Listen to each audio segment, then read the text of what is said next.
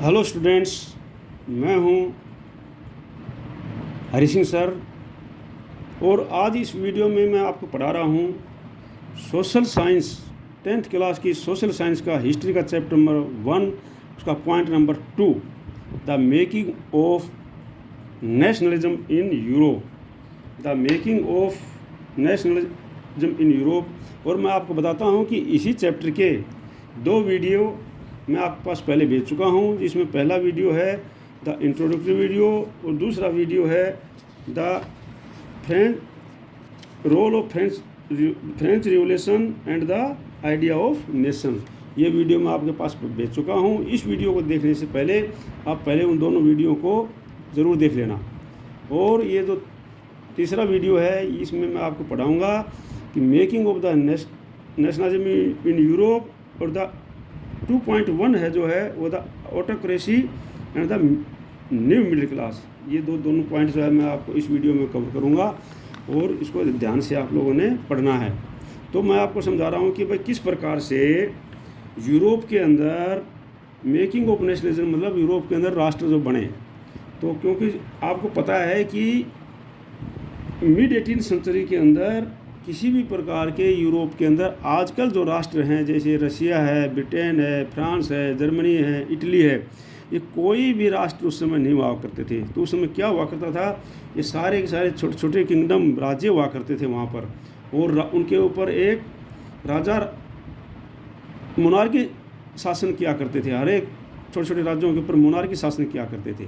तो ये किस प्रकार से वहाँ पर नेशनलिज्म बना, तो ये आज इस वीडियो में पढ़ेंगे, ठीक है नहीं। तो जैसे पहले है कि if you look at the map of mid 18th century, यदि आप मिड 18th सेंचुरी का मैप देखेंगे तो उसमें पाएंगे कि Europe you will find that there were no nation states as we know them today.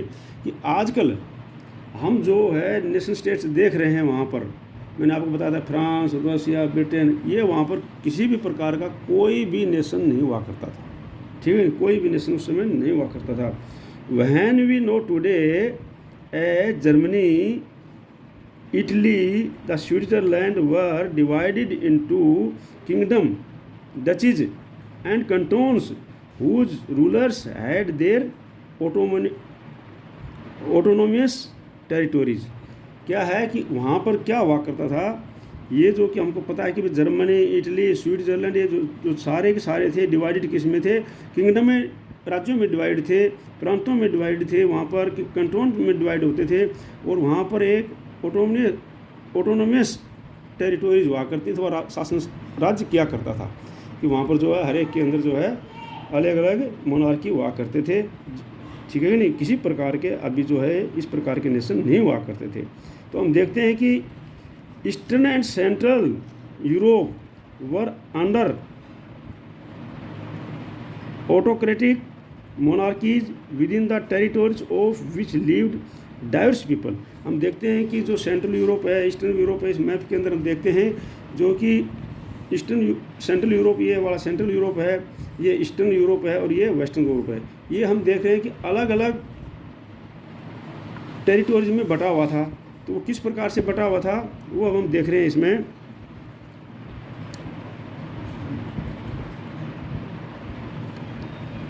Monarchies which the territories of which lived diverse people, जिसके अंदर डाइवर्स अलग अलग भिन्न भिन्न प्रकार के लोग रहते थे, वहाँ पर भिन्न भिन्न प्रकार के राजाओं के अंदर बटा हुआ था। They did not see themselves as sharing collective identity and belong to different ethnic group। और उनका किसी भी प्रकार से कोई भी कलेक्टिव आइडेंटिटी नहीं थी, पहचान नहीं थी, उनकी एक पहचान नहीं थी। और वो सारे के सारे जो है डिफरेंट ग्रुप के लोग थे उसके अंदर, उनका कल्चर डिफरेंट था, उनका इथनिक्स जो है डिफरेंट थे, सब कुछ उनका डिफरेंट था, पीपल थे वो लोग, ठीक है नहीं। The Habsburg Empire that ruled over Austria-Hungary, for example, was a patchwork of many different regions of people। जो हैब्सबर्ग एम्पायर था उसके अधीन वो जो शासन करता था कहाँ पर, ऑस्ट्रिया और हंगरी के ऊपर, और वहाँ पर उदाहरण के तौर पर, एग्जाम्पल के तौर पर बहुत सारे छोटे छोटे पैचवर्क राजा, डिफरेंट प्रकार के क्षेत्र हुआ करते थे, डिफरेंट प्रकार के लोग वहाँ पर हुआ करते थे, ठीक है कि नहीं। It included the Alpine region, इसके अंदर अल्पाइन रीजन भी आता था, द टायरोल रीजन भी आता था, ऑस्ट्रेलिया एंड द स्विट्जरलैंड, सारे के सारे उसके अंदर आते थे। As well as Bohemia where the aristocracy was predominant German speaking, जहाँ पर बोहेमिया की बात है तो वहाँ पर जो है एरिस्टोक्रेसी लोग, मतलब सामंत लोग रहते थे जो कि फ्रेंच जर्मन स्पीकिंग बोलते थे, और उनको प्रीडोमिनेंट थे, उनके ऊपर अधिकार थे, और सामंत लोग थे और वो वहाँ पर डोमिनेट करते थे, मतलब वहाँ पर जो है उनका शासन चलता था, ठीक है नहीं। It also included the Italian speaking province of Lombardy and Venetia, यहाँ पर इसके अंदर जो है इटालियन स्पीकिंग लोग भी थे जो कि लोम्बार्डी और वेनेशिया बोलते थे। इन Hungary half of the population spoke megger while the other half spoke variety of dialect, और हंगरी के अंदर जो है आधी जनसंख्या थी वो क्या बोलती थी, मैग्यार बोलती थी, और जो बचे हुए आधे थे वो भिन्न भिन्न भाषाओं में बात करते थे। इन ग्लेशिया द अरिस्टोक्रेसी स्पोक पुलिस, और ग्लेशिया के अंदर जो अरिस्टोक्रेसी सामंत लोग थे, जो रिच लोग थे, वो क्या करते थे, पुलिस भाषा बोलते थे। Besides this three dominate groups there also lived within the boundaries of empire, और इसके अतिरिक्त जो थ्री डोमिनेट ग्रुप थे वहाँ पर वो जो एम्पायर की बाउंड्री के पास रहते थे, वो the mass of subject peasants, उसमें ज़्यादातर लोग क्या थे, पीजेंट्स थे, पीपल थे। Bohemia and the Slovaks the north Slovenes in Carniola Croats to the ओथ्स of Roumans to the east Transylvania, और इस प्रकार से दो बोहेमियन थी, सोलवेंस थे नॉर्थ में थे, साल्वेंस थे ये जो है ईस्ट में रहते थे, ठीक है नहीं। Such differences did not easily promote a sense of politically unity, और इस प्रकार की जो डिफरेंसेस थे, इस प्रकार के जो भिन्न भिन्न प्रकार के लोग रहते थे, तो उनके अंदर पॉलिटिकल यूनिटी का होने का कोई मतलब ही नहीं था, बिल्कुल भी नहीं थी, ठीक है नहीं।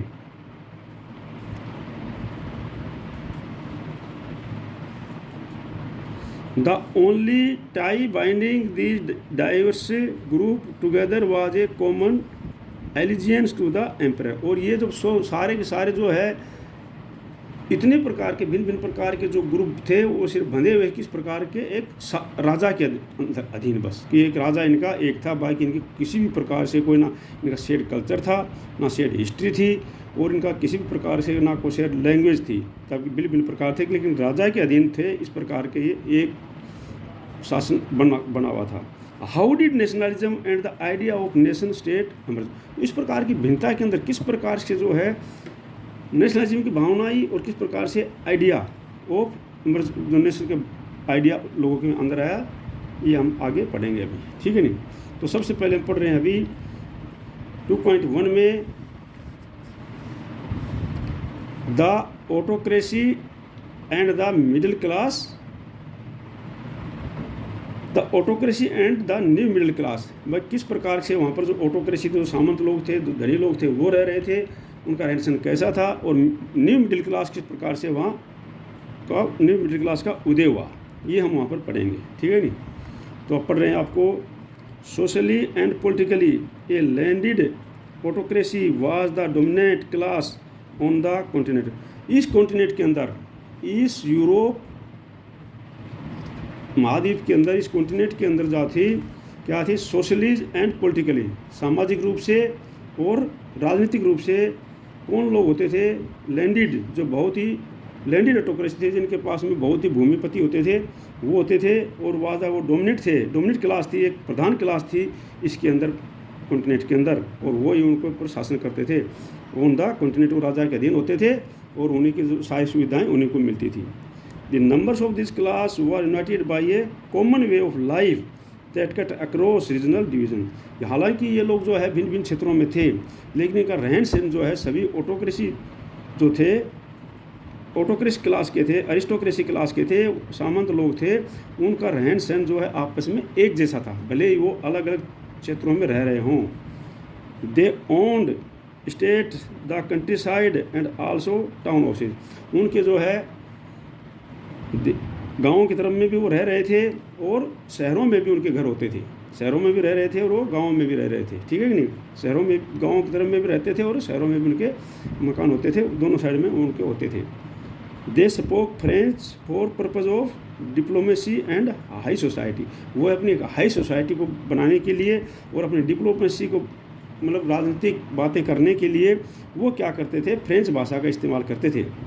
Their families were often connected by ties of marriage, और उनकी फैमिली जो है आमतौर पर किससे बंधी हुई थी, एक शादी के संबंध से भी बंधी हुई थी। उनकी फैमिली जो आमतौर पर एक शादी के संबंध से भी बंधी हुई थी।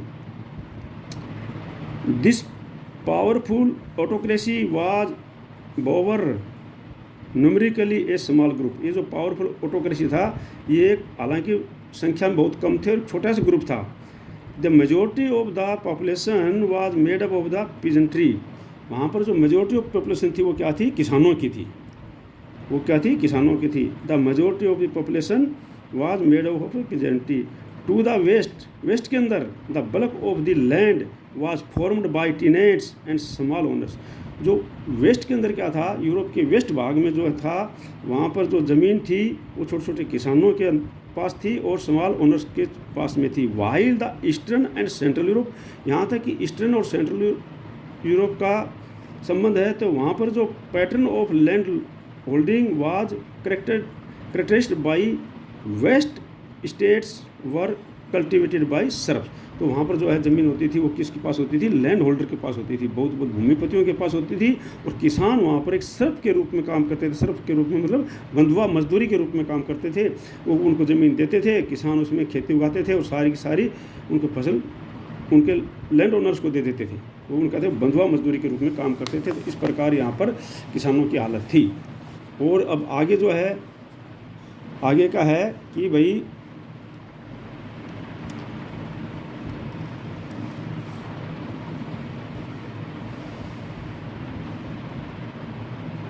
इन western part of central Europe the growth of industrial, कि western part of central Europe के अंदर जो इंडस्ट्रियल का ग्रोथ किस प्रकार से हुआ, जैसे जैसे वहाँ पर क्या है इंडस्ट्रियल बढ़ी, वहाँ पर इंडस्ट्रियल का ग्रोथ हुआ, तो उसके अंदर क्या हुआ, production and trade meant by the growth of towns and the emergence of commercial classes whose existence was based on producting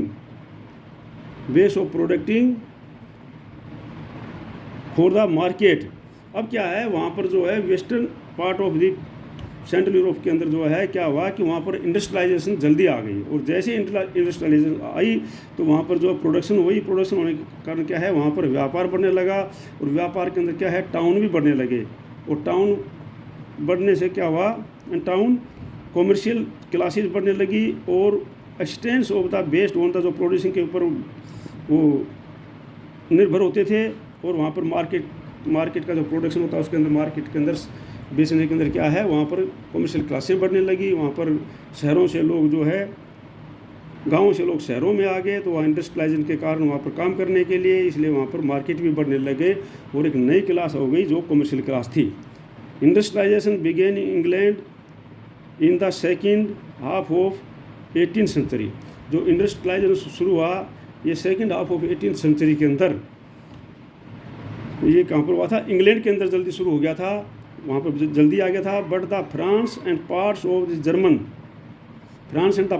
German states it occurred only during the 19th century. लेकिन जो है France और parts of German states के अंदर जो है 19th century के अंदर आया है। In its way new social group came into being a working class population. और इसके कारण क्या हुआ, एक नया सोशल ग्रुप बना जो कि वर्किंग क्लास पॉपुलेशन आगे इंडस्ट्रियलाइजेशन के अंदर, and middle class made up of the industrialist, businessman, professional in the sent. और क्या है, उसके कारण क्या हो गया कि एक न्यू मिडिल क्लास खड़ी हो गई। जो मिडिल क्लास में कौन कौन लोग आते थे, इंडस्ट्रियलिस्ट आते थे, बिजनेसमैन आते थे और प्रोफेशनल आते थे। इनके कारण क्या है, वहाँ पर एक न्यू मिडिल क्लास आ गई, ठीक है नी। In central and eastern Europe these groups were smaller in number till late 19th century. लेकिन eastern and central and eastern group के अंदर जो है इनका संख्या थी वो कम थी 19th सेंचुरी के तक।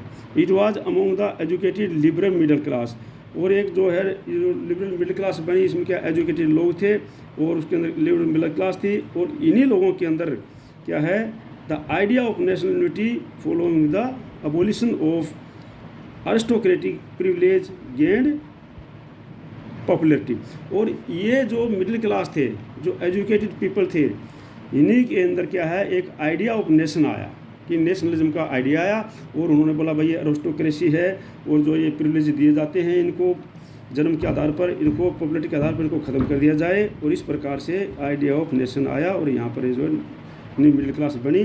तो इस प्रकार से आपको पता होना चाहिए कि भाई ये दो जो पॉइंट है यहाँ पर, ऑटोक्रेसी और न्यू मिडिल क्लास किस प्रकार से हुए, मेकिंग ऑफ नेशनलिज्म यूरोप किस प्रकार से बना। अगले वीडियो में मैं आपको पढ़ाऊंगा कि what did liberal nation stand for, कि लिबरल नेशन का मतलब क्या होता है।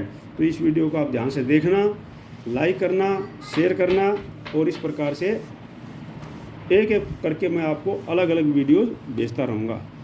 Thank you.